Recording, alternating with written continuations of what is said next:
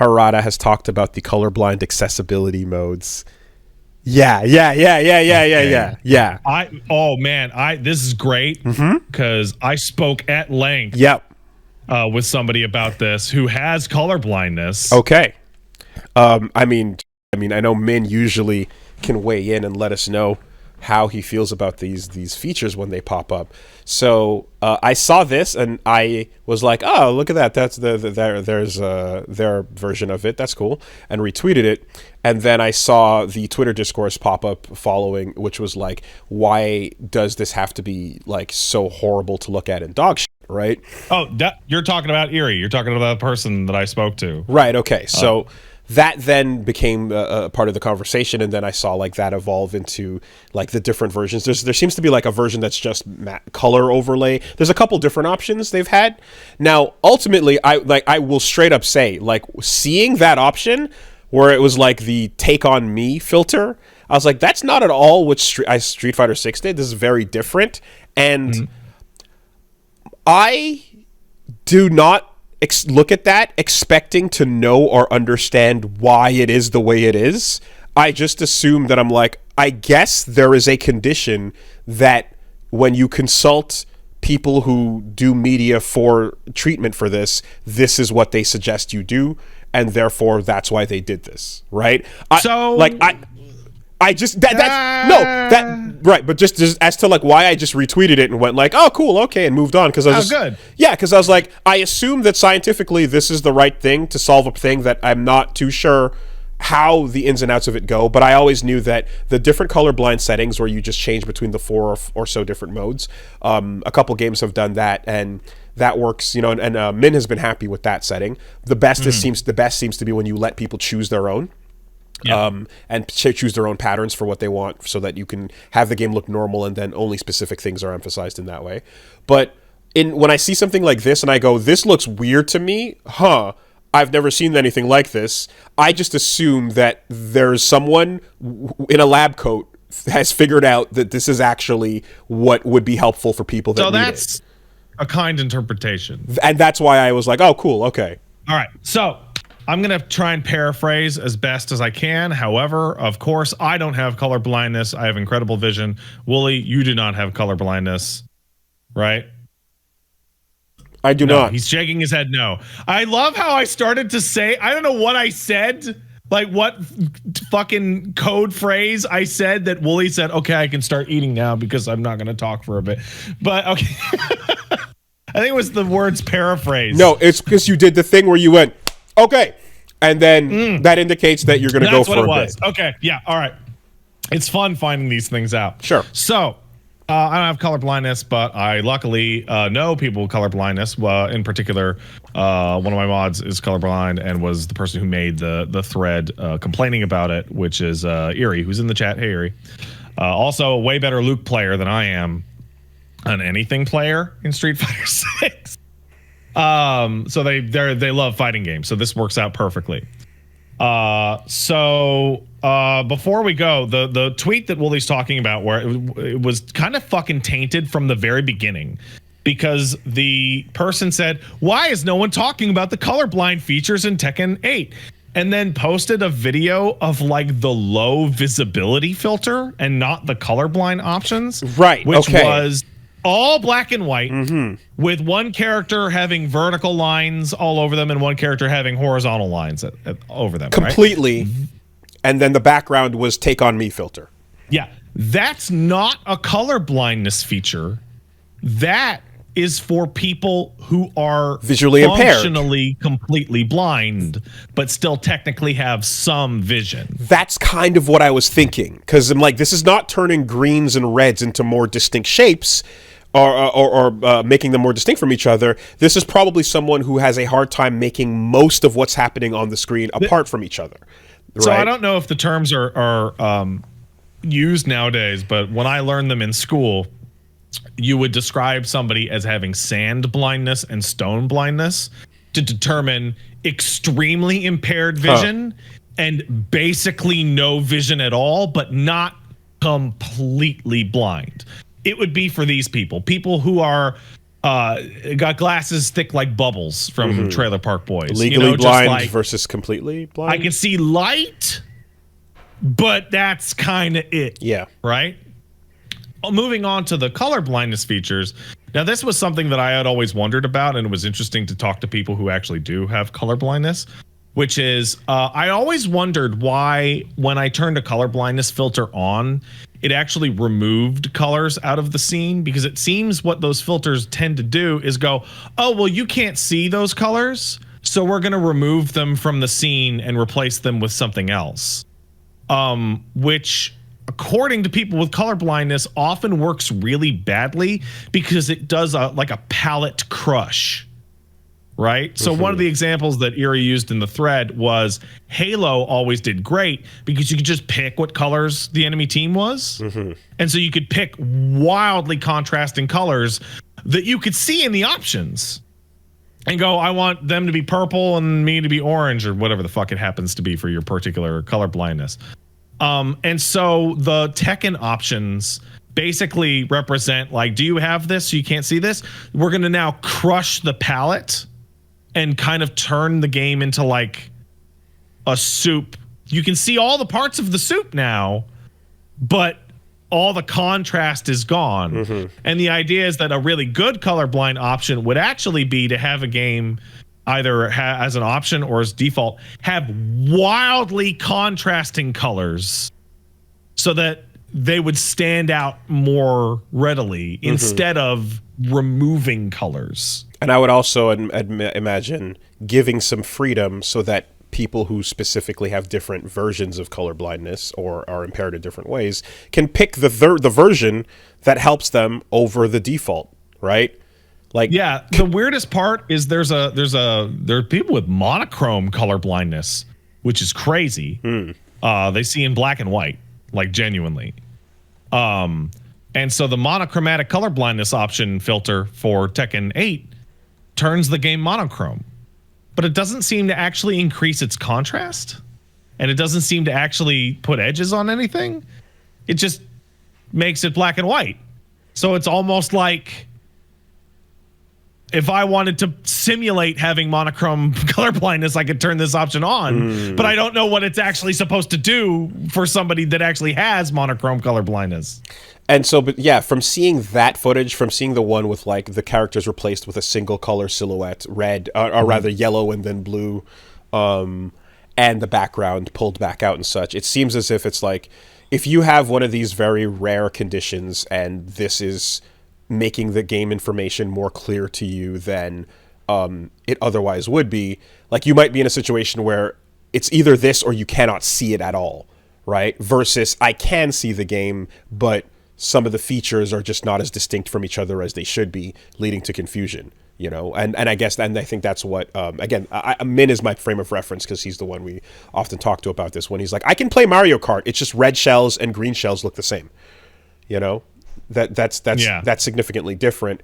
So yeah, the option would be like, can I turn green shells to yellow shells? Yeah, and then purple shells, and then the rest of the experience will be more or less the same. I know that artistically there will be times where it's like, oh, but that means now this scene of the leaves going to summer, you know, changing is kind of lost artistically, and it's like, yeah, that I suppose does happen, but in a lot of cases, having the crucial option for gameplay be something that is, selectable would probably solve the thing.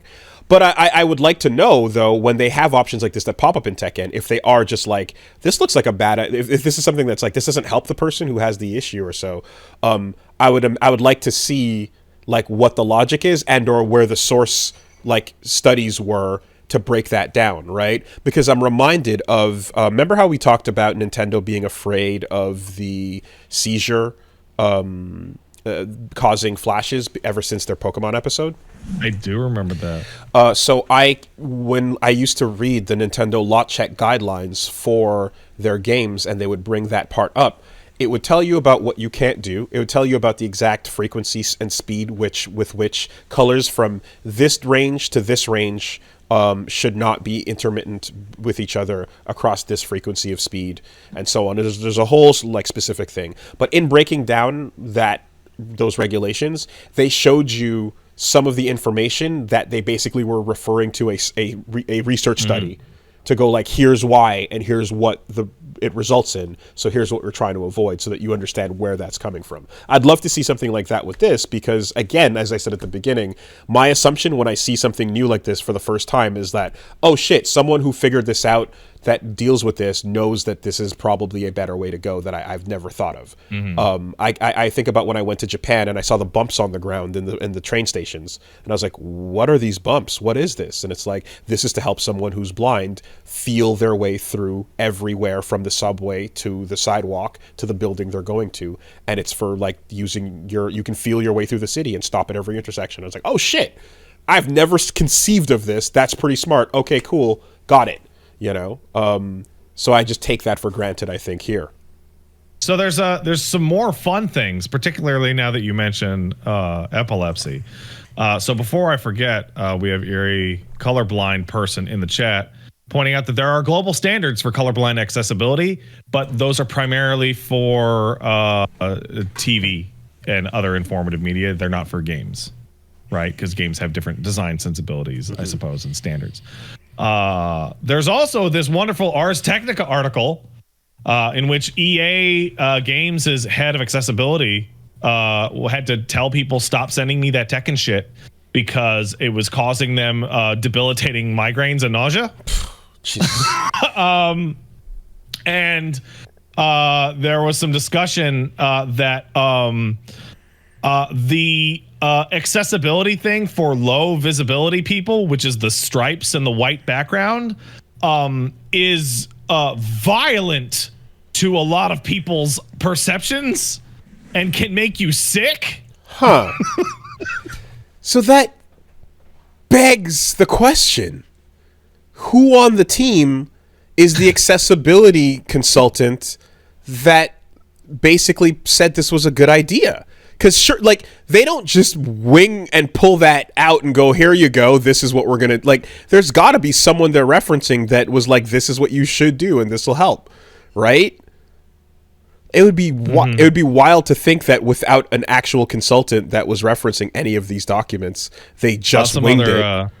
Technical people pointed out that this particular low visibility feature is so extreme that it's probably going to cause people to discover their epilepsy. The striped version. Like, and the Ars Technical Idol specifically mentions Porygon, the Porygon episode in 97 as the last example. And again, I've seen it from other people, but also from Erie in the chat, that they had a friend who had a seizure looking at this Twitter clip. That's insane. Jesus like Christ. This high visibility colorblind filter. You go, okay, I'll turn that on, and you may in fact have a fucking seizure. Fuck. As a result. It's not just like incompetent, it's irresponsible. Yeah, it bears mentioning that this appears to be one mode of like the many different things and features they've put in, and I don't know like if any of those are equally as dangerous or if this is the worst of it. But yeah, there's a lot of people that are saying that effectively this doesn't help. Or if it does help for some people, it's potentially dangerous to others. So this is a weird... Like, you've seen this clip with the stripes. It's unpleasant to look at. Yeah. I suffer from migraines quite often. And I can tell you right now that if I had to look at that for more than 45 seconds, I would probably start to get violently ill. So that's it. I'm like that seems like this is the first time I've ever seen an attempt at accessibility like kind of land in this place where it's like, oh, this is actually making it worse for a lot of people.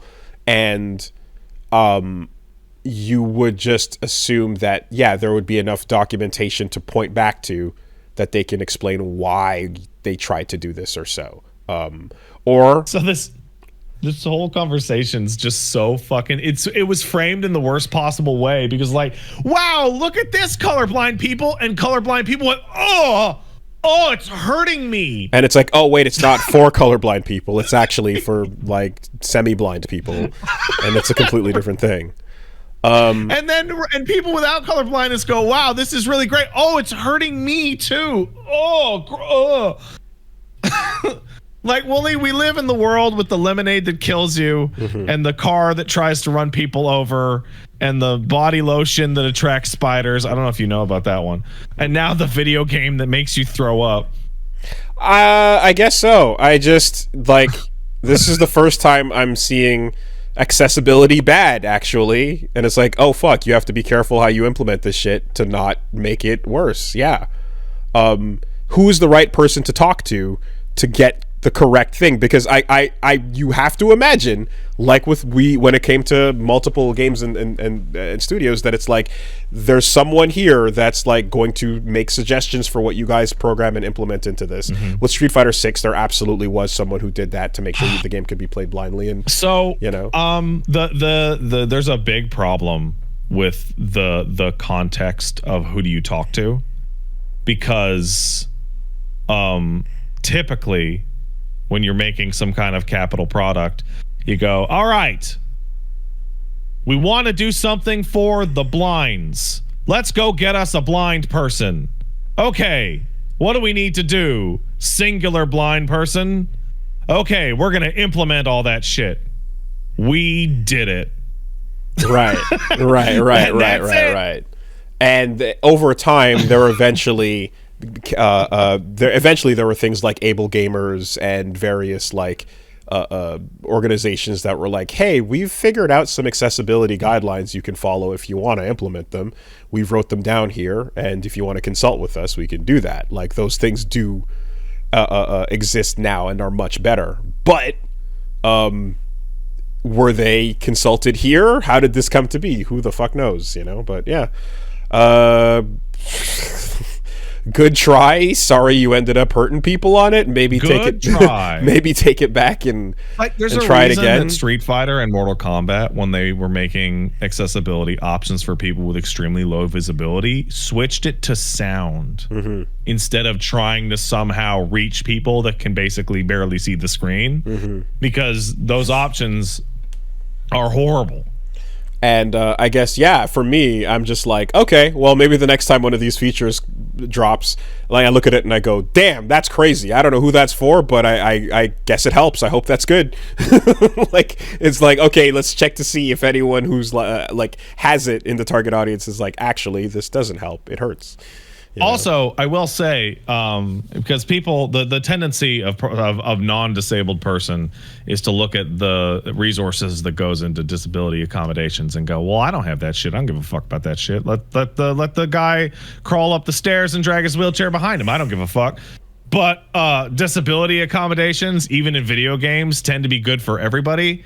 And if you want an example that has made damn near everyone I've ever spoken to about it happy, is fucking having an option in the menus under accessibility to change rapid tapping of the button to just hold the button. Yep, always. No need to mash.